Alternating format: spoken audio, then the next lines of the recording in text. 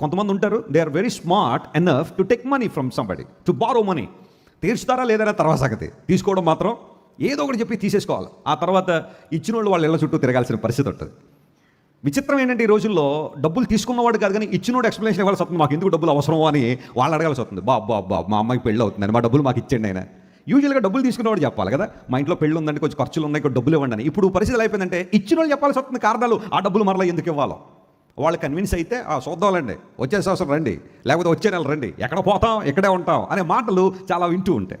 అప్పులు తీసుకోవడంలో కొంతమంది చాలా ఉద్దండులు ఉంటారు, గట్టిగా తీసుకుంటారు, కానీ ఇచ్చేటప్పుడు మాత్రం ఎవరికి ఇవ్వరు. నేను చెబుతున్న ₹1 అప్పు కూడా నీకు తెలిసి ఎవరి దగ్గర తీసుకుంటే నువ్వు ఎట్టి పరిస్థితుల్లో దాన్ని తీర్చేయాల్సిందే.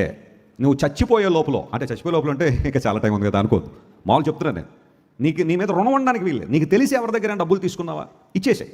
కొన్ని సందర్భాల్లో ఉన్న డబ్బులు తీసుకున్న తర్వాత వాళ్ళు మర్చిపోయి ఉండొచ్చా, అమ్మయ్య అడగట్లేదు కదా, మర్చిపోయారు, ఆల్జైమర్స్ ఏమైనా వచ్చేసిందా వాళ్ళకి, థ్యాంక్ గాడ్ అనుకో.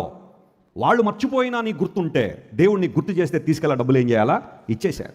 ఒకవేళ నువ్వు తల్లిదండ్రుల డబ్బులు తీసుకున్నావు, వాళ్ళు ఏదో కారణాన్ని బట్టి చనిపోయారు, ఆ పిల్లలకి ఆ డబ్బులు ఎగ్గొట్టయిద్దో, ఆ తల్లిదండ్రుల దగ్గర తీసుకున్న డబ్బులు ఆ పిల్లలకు బట్టుకెళ్ళి ఇచ్చేయ. బాబో మీ నాన్నగారికి నేను డబ్బులు అప్పున్నాను, ఆయన ఎలాగో లేరు తీసుకోవడానికి, మీరు తీసుకోండి ఇచ్చేసే. కానీ ఆయన చచ్చిపోయాడు కదా, ఇంకేముందిలే తారుమారు అయిపోయింది కదా, ఇంకెవరు అడిగేవాళ్ళు లేడు కదా అనొద్దు. దేవుడు ఏదో ఒక రూపంలో నీ దగ్గర ఎప్పుడొకప్పుడు వసూలు చేస్తాడు దాన్ని. ఆయన వసూలు చేస్తే చాలా ఎక్కువ వడ్డీ కట్టాల్సి వస్తుందిలో.